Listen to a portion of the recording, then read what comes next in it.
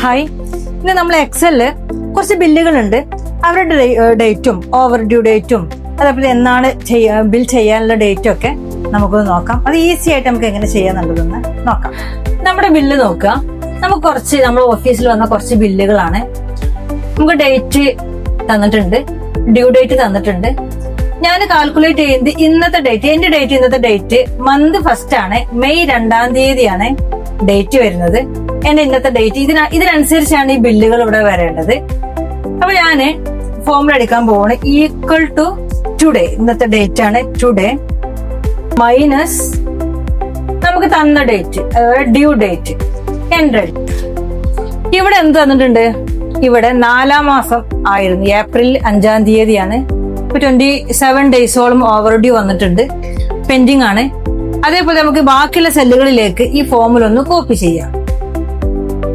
Okay, നിങ്ങൾക്ക് ഇങ്ങനെ വന്നിട്ടില്ല എന്നുണ്ടെങ്കിൽ ഞാൻ ഇവിടെ ഫോമുലയിൽ ക്ലിക്ക് ചെയ്തിട്ട് Ctrl+1 പ്രസ് ചെയ്യുക.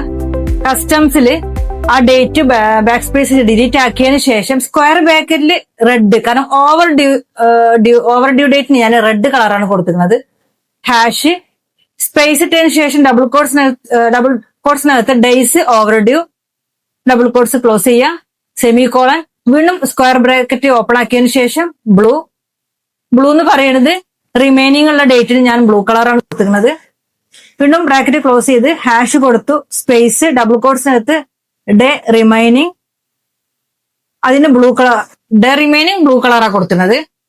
പിന്നെ ബ്രാക്കറ്റ് ക്ലോസ് ചെയ്തതിന് സെമികോളൻ ഇട്ടതിന് ശേഷം സ്ക്വയർ ബ്രാക്കറ്റ് ഓപ്പൺ ആക്കിയതിനു ശേഷം ഗ്രീന് കൊടുത്തു. ഗ്രീന് ടുഡേ ആണ്, ഇന്നത്തെ ഡേറ്റ്.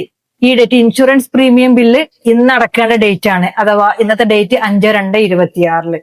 Ctrl+1 പ്രസ് ചെയ്ത് കസ്റ്റംസ് ചെയ്തതിനു ശേഷം ഇവിടെ ഞാൻ ഈ ഒരു ഫോമിൽ നിങ്ങൾ ഇതേപോലെ ചെയ്ത് വെച്ചാൽ മതി. ദെൻ ഓക്കെ പ്രസ് ചെയ്തു.